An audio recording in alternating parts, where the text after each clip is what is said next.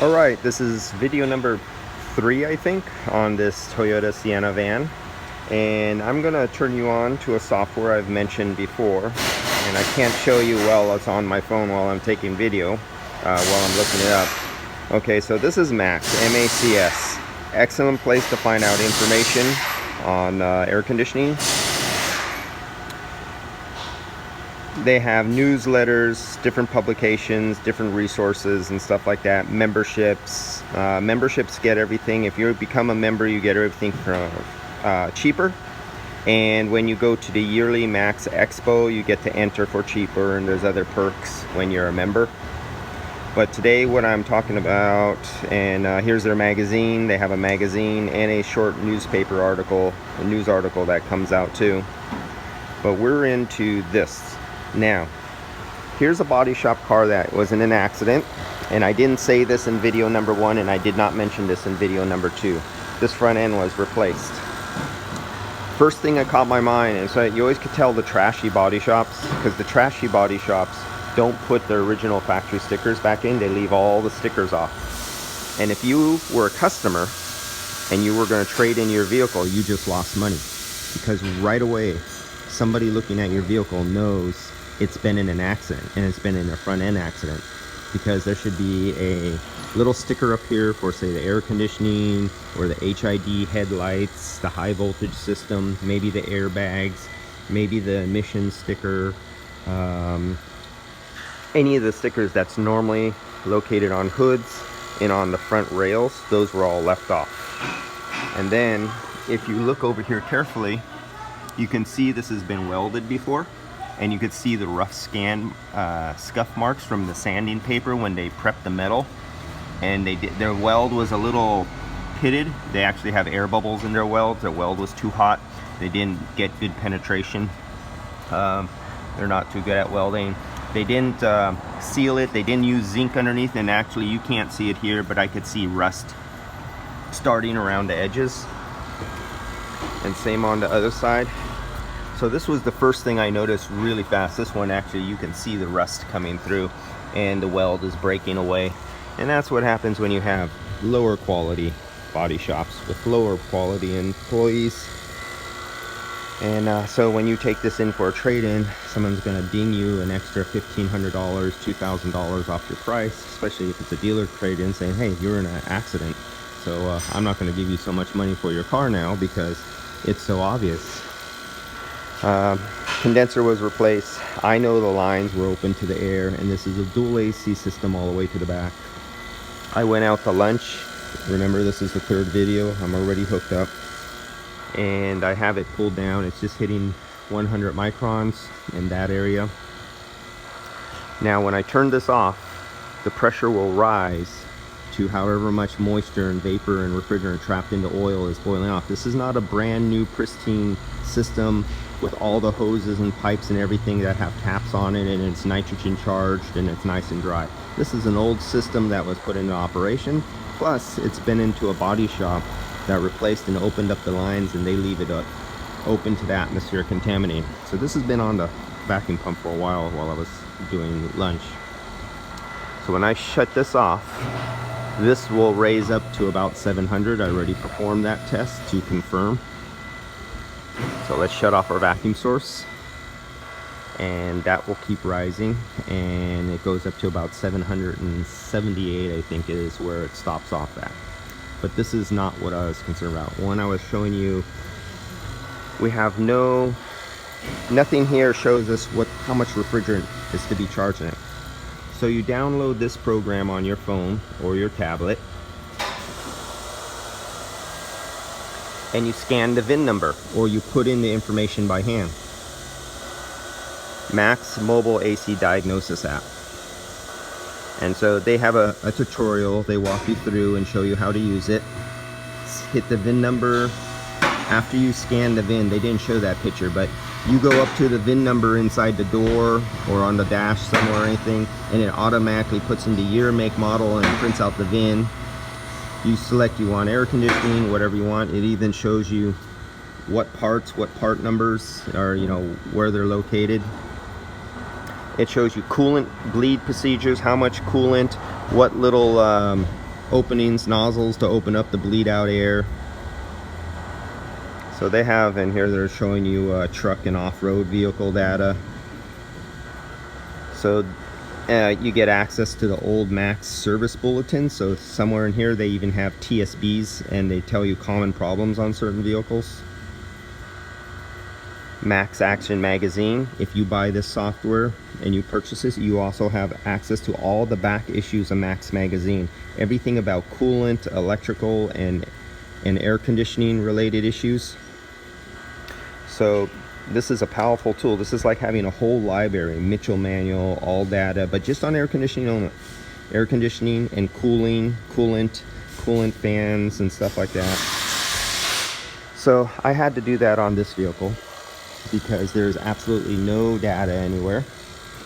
And so all I did was I came over to the VIN number. I opened up the app in my phone. It automatically, like a Q code, it recognized the VIN and it printed out the VIN where you see the printout. Where in the hell is the printout? Oh, right there. Where you see the printout of the VIN right there, it showed on my showed.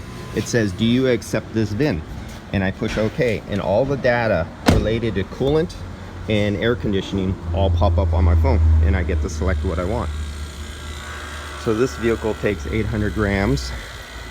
So let's zero out our scale here. Let's not turn off our scale. Let's zero out our scale. That's what happens when I'm looking and talking and on a camera. Well, I should be working. Let's close our, see, there we go, 771. And what did I say it would steady out to? So the vacuum is off because I shut it off here. And this is where the pressure rose to because of what refrigerant and moisture is in contamination. If I sweep this system out with nitrogen 3 times and I leave it on a vacuum pump overnight, you would probably see that vacuum rise up to about 400 microns. But that's leaving a vacuum pump overnight because the system was so badly contaminated with moisture. 700 is usually considered unacceptable. But in this case, since this wasn't a body shop accident and it's a big system, there's no way it's staying on overnight. But I know the system is evacuated better than any automotive vacuum machine, whether it's a Whale or CPS or a Robin Air. When you do the preset to do it, I know for a fact this brings the vacuum down deeper than any of the automotive available tools and equipment available to you guys out there in the automotive field. So we're at 770 microns. We have an empty system. We have a container hooked up. I already have this charged with refrigerant up to this point. This is off, this is off, this is open to the high side. So let's get this into view right there so we can read this at the same time. I zeroed out. I know I'm zero. My battery is good there, my battery is good at there. Now let's open up some refrigerant. 1, 2, 3, go. And there we go, we're off to the races. We are filling up right now. Are we filling up? Oh, how about, I forgot to do the high side one. I was doing it all through the low side because I did do 1 nitrogen sweep through this system. And so now we're filling up. There we go. Getting distracted trying to do videos at the same time you're working, you make mistakes. As you see, we're hitting 500 grams now. 600 grams. 700 grams coming up. And I start throttling it down a little bit. And what did that take, 30 seconds? Okay, so we're gonna stop right there. And start it up. And if you've noticed in most of my videos, it doesn't matter if it's a dual system, if it's 1,000 grams, 2,000 grams, it only takes 30 to 60 seconds to fill most cars. If you know what you're doing, you have a good vacuum. And you know and understand the gas laws. Those 3 gas laws by 3 gentlemen with their mathematics and their physics explained to you. And if you have even a base, you don't have to do the math, but if you just have a rudimentary understanding of the physics, of the explanation of how the gas laws work without doing any math, you could do some really fantastic work on air conditioning, and you can figure out some problems, and you can devise some of your own methods, or methods that were already in existence but nobody ever taught you. But because you know the gas laws, you will have a deeper understanding of what's going on inside the lines where you can't see it, taste it, touch it. You can't feel it, hear it, or anything like that. It's under metal pipes. You don't know what's going on there. But with some temperature measurements on lines and some pressures, you would know what state it is in and what is actually happening. And that's enough about the gas laws. Go look up the 3 gas laws on Google. Google is your best friend. And study the principle of the 3 gas laws.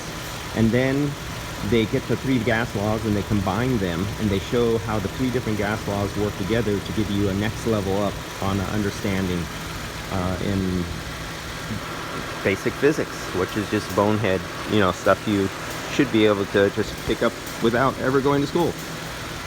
Sometimes. Okay, so we're running. Go back to video number 1 to see what our old pressures were. I think there were like 8 on the low side, and it was, I don't know, 80 on the high side, 60 on the high side. Can't remember what it was. Where did I leave my gauges? Okay, so right now my low side temperature sensor suction line says 57 degrees. I think it was 80 something before. This low side is coming from the rear evaporator, and it's coming from the rear evaporator all the way up here. So that exposed low side line goes back by the exhaust under the car. It picks up heat, so it's actually really colder than that. But because I'm connected up here, I have hot air blowing over it. I'm getting a kind of higher reading than what it really truly actually is. But this, if you go back to video number 1, you can see the difference. So now let's take this temperature sensor off of the rear line from the rear evaporator and put it on the front line. Let's see what's happening. So here's the temperature sensor that was on the rear line. Now our front line is the big fat silver line way back there. So let me get back there. And I have a very hot exhaust manifold radiating heat up to my sensor, which will give me a slightly off, unless I insulate it with rags or something. It'll give me a slightly higher temperature. What did I just do there? Why am I off? It can't be that off. I'm seeing 90 degrees. Not possible. Let's see what kind of badness is going on here that I'm getting 90 degrees at the front. Well, I can tell you I got 40 some degrees. Nah, I got my glove on. Yeah, I'm gonna say about 52 degrees out the dash. There's no way you could have 52 degrees out the dash and have 90 degrees from the suction line out there. So let's see what kind of wizardry is going on that's giving us some false alarm. Do I have an internal heat exchanger? I did not think so. Where's my liquid line? Let me follow that evil little liquid line, and where are you? Oh, you little rat bastard. Let's see. What did I just do here? Too bad I can't show you this, can I? Let me get my fingers down here. And yes, we have 90 degrees on the suction line, because I'm paying attention to video and not the vehicle I'm working on. So, suction line temperature, 87 degrees, but I have 50 degrees out of the dash. Before I answer this question, if you picked up on any of the words or things I mentioned in the last 20 seconds, some of you will know, some of you not. I got 90 degrees on the suction line. I got roughly 50 degrees out the dash. How could that ever be possible? Well, too bad I don't have the light on my camera. High side liquid line. Follow that liquid line down. Let's see if I can trace it with my finger down here so you can see. Now what you can't see, here's the ABS unit, here's the brake lines. Follow the brake lines going down. I'm going to see if I get close up. And no, I do not believe you can see The liquid line is going into the suction line because that's an internal heat exchanger. So, right, if you can see the reference, let's see, I'm freaking having a problem here. Here's my finger. Right there.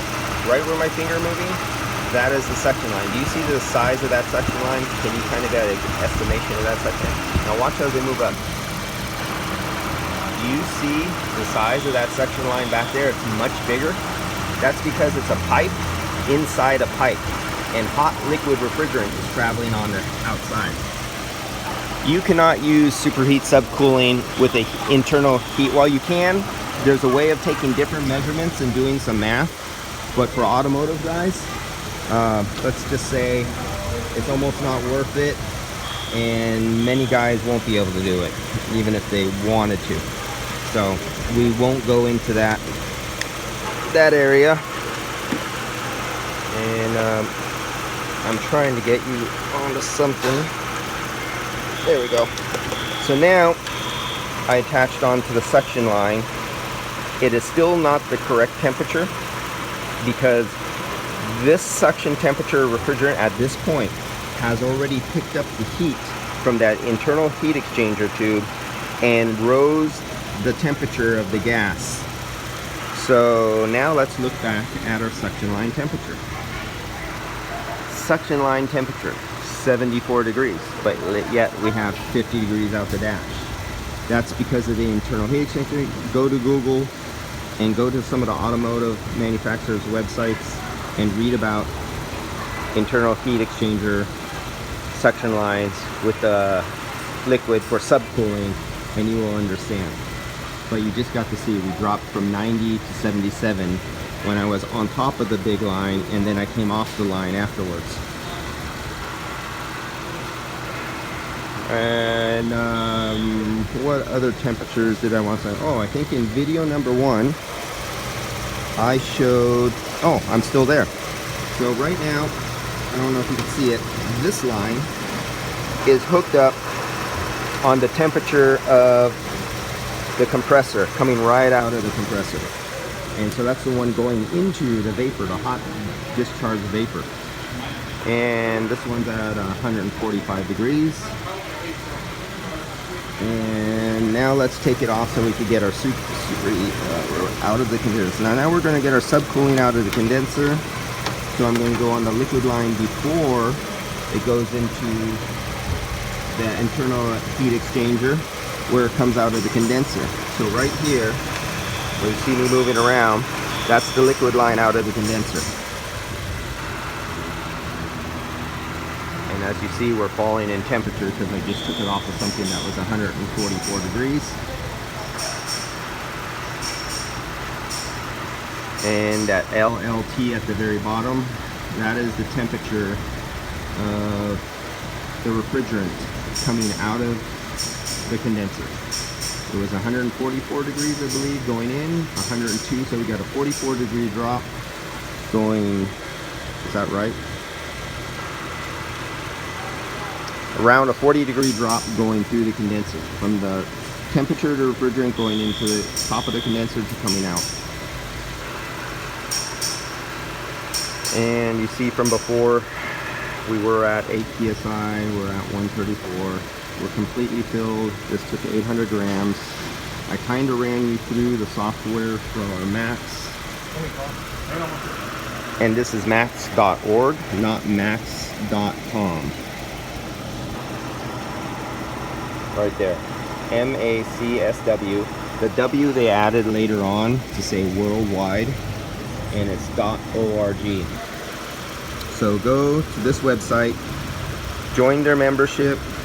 I think you can purchase this app without being a member. You just pay a little bit more. But if you become a member of M.A.C.S.W, not only do you get access to all this information, every month, I think it is, you get the magazine delivered to you this, and you also could get this delivered via your email. And then they have the little pamphlet that is another little source of information, which let's see what members only says.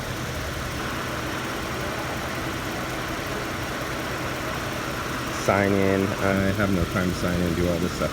But you guys can figure out the rest. Find M.A.C.S.W, M-A-C-S, and if you go online, you have to put the W in there. Get in, join, grab this app, and if you have problem getting information because a lot of your cars come with the stickers removed and you don't have a whole encyclopedia of Mitchell manuals, Chilton manuals, ALLDATA, ADP, or any of the other software, then using that app will be another tool in your arsenal. You'll literally have a whole library in your phone. All right, everybody, I will see you on the next. Actually, you know, let's go back. Let's do this. Let's open up our Field Piece app.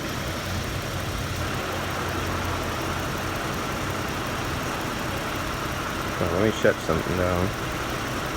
Let's go over Field Piece. Measure Quick MQ HVAC. Super high-end measuring, way beyond what automotive guys would even want to begin to compensate on how to use it or anything like that. But if you're into doing laboratory measurements and very precise recordings and actually changing heat exchangers and different accumulators and different receiver dryers, different fan speeds, and putting on your own custom fans or figuring stuff out, Measure Quick's an excellent app. But for automotive guys, you won't even go there. Open up our Field Piece. Let's kill that, kill that, kill that, kill that, kill that. And get this up here. Where'd we go? Field Piece. There we go.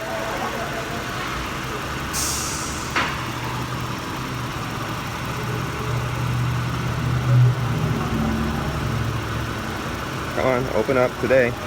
I have this Bluetooth to my phone. So the hotspot off my phone going through Bluetooth is very slow. So we're going to open up the Field Piece. This is the app that you download on your tablet or your phone to work with your gauges or your Bluetooth wireless sensor.